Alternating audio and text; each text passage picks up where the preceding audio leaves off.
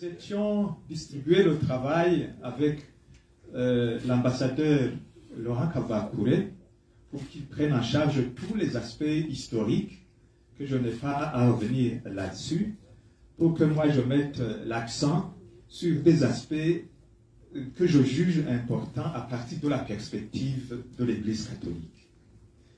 Et alors, j'y vais. Lors de leur dernière visite ad limina au Saint-Père, le 5 mai 2014, les visites ad limina, j'imagine que vous les connaissez, ce sont ces visites que les évêques, les conférences épiscopales font auprès du Saint-Père après une période régulière, habituellement c'est 5 ans, pour exprimer cette communion de l'Église universelle, la primauté du successeur de Pierre, et puis aussi échanger sur les grands défis qu'il y a au niveau de l'évangélisation, de la pastorale. Alors, lors de la dernière visite, le 5 mai 2014, le pape a dit ceci aux évêques: « Je forme le vœu que les apôtres Pierre et Paul vous soutiennent et vous fortifient dans l'exercice de votre ministère apostolique. À la suite de Jésus, ils ont versé leur sang pour le service de l'Évangile. À leur exemple, nous sommes appelés à aller jusqu'au bout dans notre dévouement pour le peuple qui nous est confié.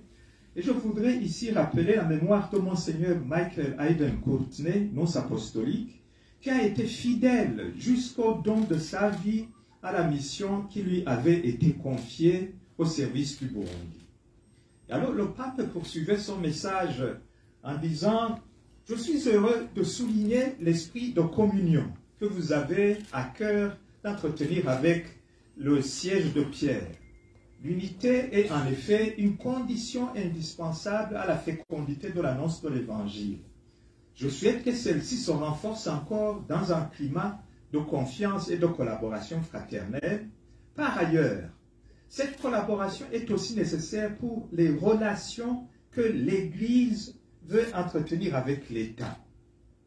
L'accord cadre entre le Saint-Siège et la République du Burundi, signé en novembre 2012, est entré en vigueur en février dernier, avec l'échange des instruments de ratification, riche d'avenir pour l'annonce de l'Évangile, en est un fruit excellent. » Alors, le pape encourage de continuer le dialogue. Et c'est cette réalité que nous sommes en train de vivre ici, dans cette salle.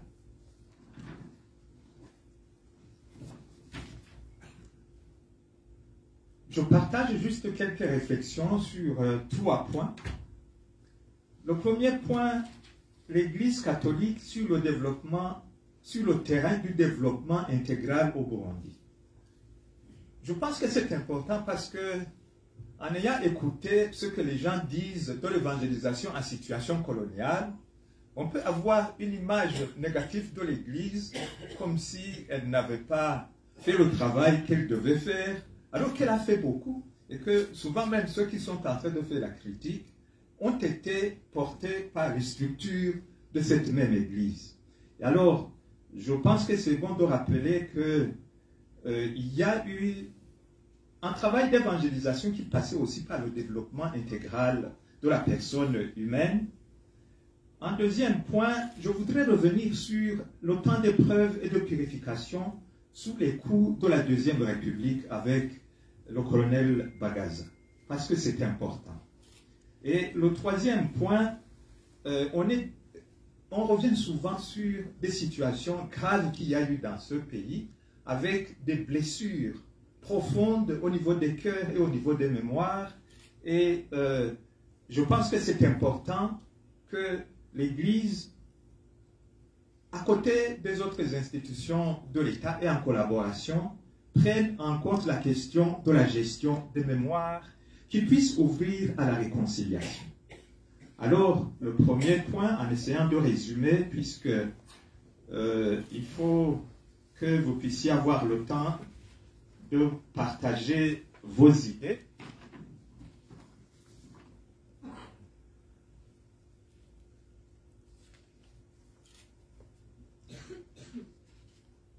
L'évangélisation dans ce pays malgré les avatars du travail missionnaire en situation coloniale et des difficultés qu'il y avait eu au niveau identitaire, que ce soit au début de l'évangélisation ou pendant les périodes qui ont suivi avec les relations entre les ethnies, on trouve que l'Église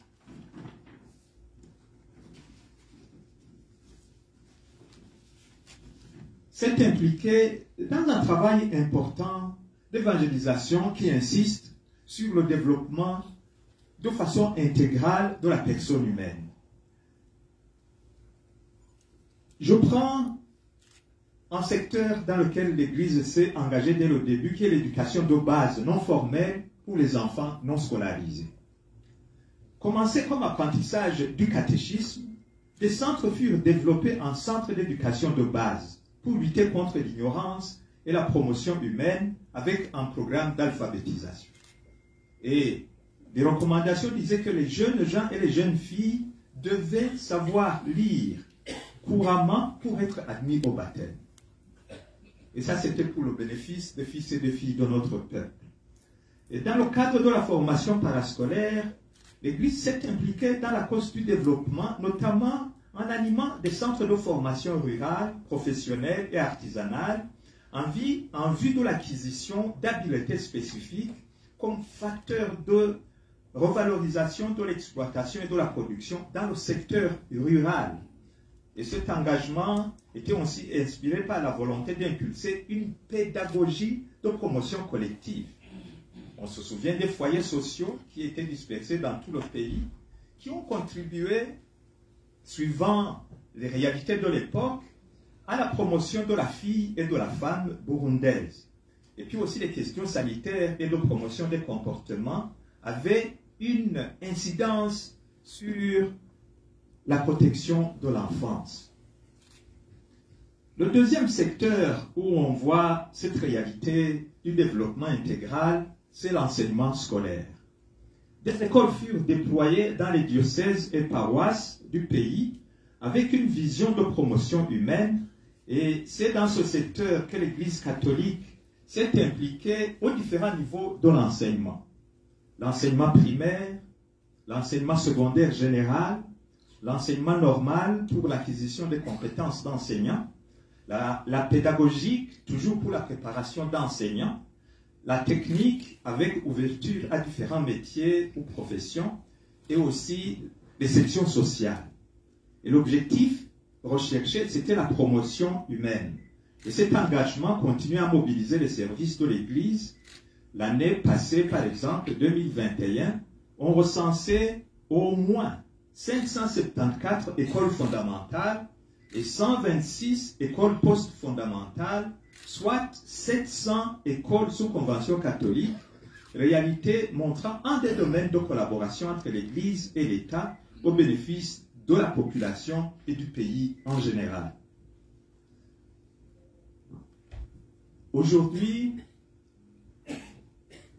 il est envisagé la fondation d'une université catholique dont la vision est ainsi formulée: éclairée par la foi en Jésus-Christ, l'Université catholique du Burundi, UCABU, œuvre à l'édification d'une société ouverte à la vérité de Dieu, de la personne humaine et de la nature, promotrice de la dignité humaine et d'un développement humain intégral et co-responsable, solidaire avec les pauvres, renforçant l'équilibre environnemental et engagé dans la constitution d'une communauté humaine réconciliée, juste et équitable.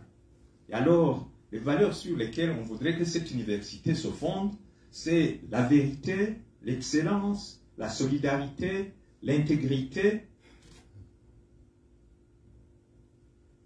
la responsabilité. Et cela aussi ressort des encouragements que la conférence des évêques catholiques du Burundi n'a cessé de recevoir de la part du Saint-Siège. Un troisième domaine, c'est celui de la lutte contre la maladie. Dès son implantation à aujourd'hui, l'Église catholique au Burundi a toujours développé un engagement dans la promotion de la santé de la population. Et outre les campagnes de lutte contre les maladies endémiques, comme l'opium et la lèpre, qui ont beaucoup diminué aujourd'hui, il y a un réseau important de dispensaires et d'hôpitaux gérés par l'Église. Et ce réseau s'est occupé des animations pour les préventions des maladies et des interventions pour les soins. Et à travers le département de la santé de la Caritas, l'Église appuie un nombre considérable de formations sanitaires sous la responsabilité de l'Église toujours. Et aujourd'hui, on compte au moins 92 centres de santé, 16 hôpitaux, 5 centres médicaux, 2 maternités, 7 centres pour personnes vivant avec un handicap physique, une polyclinique et 3 centres neuropsychiatriques. Et tout cela, c'est en collaboration avec le ministère de la Santé, avec les autres services de l'État et pour le bénéfice de la population burundaise. Je pourrais aussi évoquer en 4e lieu le mouvement coopératif, avec des coopératives fondées par les paroisses, en continuité avec les centres de formation rurale, professionnelle et artisanale. Et ça date de quelques décennies déjà. Et c'est ainsi que l'Église catholique comprend et apprécie l'engagement impulsé actuellement par le chef de l'État, son Excellence, le général-major Évariste Ndayishimiye, et ses proches collaborateurs, pour le renforcement de l'esprit coopératif au sein de la population. Un 5e point que je pourrais évoquer, c'est la lutte contre la pauvreté, avec beaucoup d'initiatives qui ont été conçues. D'abord, l'apprentissage des métiers comme la maçonnerie, la menuiserie, la mécanique, là où était une paroisse, se développait assez rapidement ce genre d'initiative. Et je me souviens de ce que je lisais, où on voyait même Monseigneur Gorju parler du café, plantation de café, en disant que malgré la réticence de la population, il faut continuer à encourager la plantation du café. Et il disait, vous devez aider de tout votre pouvoir la campagne café entreprise sur des bases si raisonnables. Et ce, par l'exemple, mais aussi par la parole. Et quand il parlait d'exemple, il disait ceci, ce serait une moquerie inadmissible que de n'avoir pas de café dans vos postes et de n'y avoir que des cafés mal entretenus, atrophiés par le chien-dent, tués par des cultures intercalaires incompatibles avec celles du café. De même, dans le secteur de l'habitat, l'Église s'est beaucoup impliquée pour améliorer et changer les mentalités. Il y a beaucoup d'autres micro-réalisations multiformes en matière de développement rural où les paroisses, en fait, là où les curés et l'équipe paroissiale étaient dynamiques, devenaient des centres du développement. On a en 6e secteur la promotion des droits de l'homme et des libertés publiques. On a bien sûr parlé des lacunes et peut-être même des méfaits de l'évangélisation en situation coloniale. Peut-être qu'on ne sent pas assez que l'Église a aussi été impliquée dans la promotion des droits de la personne humaine. L'Église catholique a suivi toutes les évolutions qu'il y a eu après la crise de Ntega Marangara, avec les débats et les concertations sur l'unité nationale et sur le pluralisme politique.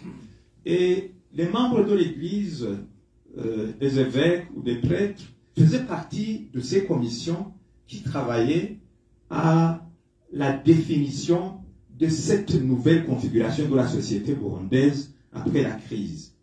Et alors, quand on parle des droits de l'homme, les périodes récentes ont manifesté cet intérêt pour la promotion des libertés publiques qui s'est maintenu. Et c'est ainsi que la Conférence des évêques catholiques du Burundi a accepté que des membres du clergé assument la responsabilité de la présidence de la Commission nationale indépendante des droits de l'homme, qui est une commission de l'État, et celle de la Commission Vérité et Réconciliation, qui est aussi une commission de l'État. Ils ont accepté que des membres du clergé soient impliqués dans des commissions qui conduisaient les processus électoraux au niveau national comme au niveau provincial, même si une divergence dans la conduite du travail de ces commissions a fini par faire en sorte que les évêques prennent des distances à un certain moment. l'accompagnement des cycles électoraux reste néanmoins dans les priorités de l'Église catholique. Et je pense, si mes informations sont bonnes, que des dispositions sont en train d'être prises pour les échéances de 2025 et 2027. Septième réalité comme engagement pour le développement intégral de la personne humaine, c'est l'assistance sociale aux prisons, en plus des services religieux dans les prisons. Et tout le monde connaît la situation qu'il y a dans les prisons burundaises, et les membres de l'Église tentent d'apporter leur contribution pour soutenir les gens qui sont dans des conditions assez déplorables. Tout cela, c'était pour le premier point des engagements de l'Église. Le deuxième point, en temps d'épreuve et de purification sous les coups de la Deuxième République. Je ne reviens pas sur les éléments donnés par mon frère, l'ambassadeur Laurent Kavakouré. Il y a eu d'abord des mesures compressives, donc où le régime du président Bagaza essayait de presser par le bas et de réduire fortement l'influence de l'Église catholique.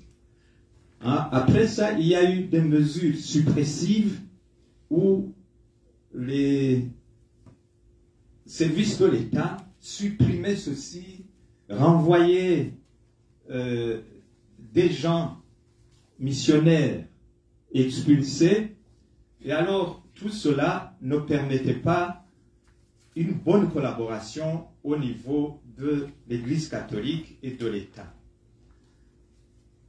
En parlant de ces mesures, ça peut être intéressant de revenir sur la façon dont Bagaza expliquait les choses lui-même. À l'occasion de la mise en œuvre d'un projet dénommé Médias, Mémoire et Histoire Burundi 2015, le groupe de presse Iwachu, des journalistes, Karim Siroko et Jacques Bukuru, et un petit groupe d'universitaires ont travaillé pour organiser des témoignages des anciens chefs d'État encore en vie. Et le Burundi était privilégié d'avoir 4 anciens chefs de l'État encore en vie qui circulent librement. Jean-Baptiste Bagaza, Pierre Bouyoya, Sylvestre Ntebantunganya et Domitien Dayizeye. Et l'objectif était de recueillir leurs expériences dans la gestion du pays. Alors, j'ai eu l'occasion de modérer ces émissions en travaillant avec les journalistes pour le conducteur de l'émission et l'animation. Et nous avons particulièrement demandé au président Bagaza de partager sa vision du conflit entre l'Église et l'État durant sa présidence. Et le président Bagaza, heureusement, s'est prêté à l'exercice en sociologue avec beaucoup de franchise. Alors, à ses yeux, l'Église était confondue avec le pouvoir. Je pense que ça revient un peu à ce que nous disait l'ambassadeur Laurent Kavakouré.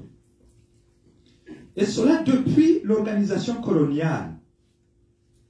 La colonisation belge, Bagaza disait, en accord avec le Vatican, avait donné de grands pouvoirs et de grands biens à l'Église catholique. Les économies des diocèses fonctionnaient comme des entreprises avec trop de puissance pour supporter la concurrence. L'Église catholique avait son système bancaire et son circuit postal. Les propriétés terriennes de l'Église étaient immenses. L'Église avait le monopole du secteur de l'enseignement. Pour l'enseignement supérieur, il n'y avait pas que les grands séminaires. La présence de l'Église catholique était aussi dominante à l'université. La question de la laïcité s'opposait aussi, surtout chez les jeunes cadres du pays qui avaient étudié en Belgique dans un cadre de non-croyance libérale et de franc-maçonnerie. Il apparaissait que l'administration coloniale et l'Église s'étaient entendues pour un partage des rôles bloquant l'évolution du pays. C'est ce que Bagaza nous disait. Et il continuait en disant, l'Église catholique a développé un encadrement serré de la population, particulièrement depuis la conception de l'organisation en communauté ecclésiale de base, Inama Sahwanya. Avec le mauvais souvenir du modèle rwandais, Inama Sahwanya semblait induire une sensibilité pour un nouveau parti politique. Le régime au pouvoir a donc pris l'option d'agir pour réguler l'influence de l'Église catholique sur le pays. L'information en a été faite à Monseigneur Michel Ndouyahaga, qui comprenait la problématique. Pour ne pas le mettre en conflit avec son institution, le chef de l'État s'est impliqué lui-même. Les gens ont beaucoup parlé des expulsions des missionnaires, et Bagaza nous disait, les expulsions étaient en fait peu nombreuses et concernaient des marginaux. Les pères Comboniens qui faisaient n'importe quoi dans le pays et s'immisçaient dans tout ont été expulsés. 2 églises bâtiments ont été fermés à Gitega, la cathédrale, et l'église de Makebuko. Il fallait que les gens acceptent de suivre les lois et les règlements.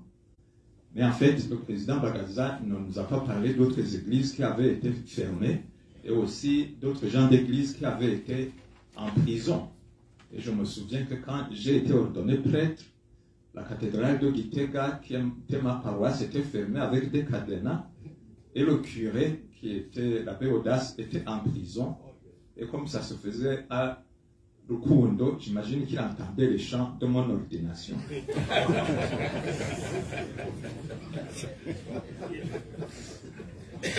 Et alors, le président Bagaza nous a dit, l'opinion a pensé que le chef de l'État attaquait l'Église. Mais il faut savoir que le président Bagaza savait pertinemment que l'Église est une institution divino-humaine. Le président ne s'est jamais attaqué à la foi catholique. C'est même dans cette vision qu'il n'y a pas eu d'emprisonnement d'évêques. L'évêque étant très respecté et étant perçu comme pilier de l'Église. Et le président Bagaza de déclarer « Je suis fier de la façon dont j'ai géré le conflit. L'Église était en état dans l'État. L'Église était en pouvoir et non en contre-pouvoir. » Et le président Bagaza de conclure « Il faudrait que l'Église reste à sa place et l'État à sa place, mais qu'il y ait régulièrement des rencontres. » L'ambassadeur Laurent Kavakoulé a dit qu'il y a eu une amélioration avec le changement. J'imagine que c'est dans cette amélioration que nous sommes en train d'évoluer. La période de la Deuxième République, je me suis étendu là-dessus parce qu'elle est très instructive pour l'Église. Dans son travail d'évaluation coordonné par le secrétariat de l'épiscopat, des leçons en ont été tirées pour ouvrir l'action de l'Église sur des perspectives d'avenir. Ces leçons sont de plusieurs ordres. Une première leçon. L'Église a fait l'expérience de sa fragilité et a compris qu'il faut compter moins sur ses réalisations matérielles que sur sa configuration au Christ. Une deuxième leçon, elle a fait l'expérience de la relativité dans le domaine de la présence au monde. Elle est plus prête à proposer son humble service au lieu d'imposer une force socio-temporelle. Troisième leçon, elle a également appris plus que jamais l'importance de la concertation à tous les niveaux, de façon cohérente et programmée. Quatrième leçon, ce qui, il faut l'espérer, l'amènera à ne pas se contenter des interventions ponctuelles. Et je pense que le développement de l'accord cadre entre justement dans ce dépassement des interventions ponctuelles, mais on attend, l'accord est là, on attend que les mesures de mise en œuvre de cet accord connaissent un processus qui arrive à sa fin, parce que ça fait plusieurs années que ces mesures sont attendues, mais je pense qu'il y a une commission mixte qui est au travail. Cinquième leçon, de plus, l'Église a pu prendre conscience que le laïcat est sa cheville ouvrière. Celle-ci n'est pas aussi le peuple de Dieu, mais d'abord peuple de Dieu. Enfin, l'expérience de la relativité a permis de rechercher avant tout les rapports avec les pouvoirs publics, pas une alliance en vue d'une recherche de privilèges, mais une humble proposition de service. Donc, s'entendre avec les pouvoirs publics sans s'en remettre à eux. C'est la réflexion d'évaluation et d'analyse qui avait été tirée par l'évaluation par le secrétariat de l'épiscopat. Et alors, le pape, quand il est venu visiter le Burundi, du 5 au 7 septembre 1990, Jean-Paul II, après le discours d'accueil du président Buyoya, le pape a dit ceci: l'Église entretient avec l'État des relations cordiales dans le respect mutuel et elle désire apporter par ses institutions confessionnelles sa libre collaboration à la promotion humaine, à la santé et à l'éducation en particulier. Les catholiques, coopérant souvent avec leurs frères d'autres confessions chrétiennes ou d'autres religions, désirent contribuer sans réticence au bien commun, car le plan de Dieu, c'est le bien de l'homme. Fin de citation. Alors, les leçons que nous avons tirées de la gestion de la Deuxième République peuvent nous aider à continuer à évoluer avec une conscience claire et beaucoup plus acceptable. Le dernier point, qui est le troisième, c'est celui de la gestion des mémoires en vue de la réconciliation. Comme on n'a pas beaucoup de temps, je n'ai pas à reprendre les encouragements des papes lors des visites ad limina, lors du voyage du pape Jean-Paul II ici, lors de la présentation des lettres de créance des ambassadeurs nouveaux du Burundi au Saint-Siège, et aussi à d'autres occasions. Il y a beaucoup d'encouragement pour ce qui est de la gestion des mémoires. Mais vous voyez, depuis que l'ambassadeur Laurent Kavakure a commencé son intervention, le climat était celui des blessures, celui des douleurs que le peuple a accumulées. Et en fait, on sent qu'il y a un voile de traumatisme qui s'est épaissi et qui nous interroge.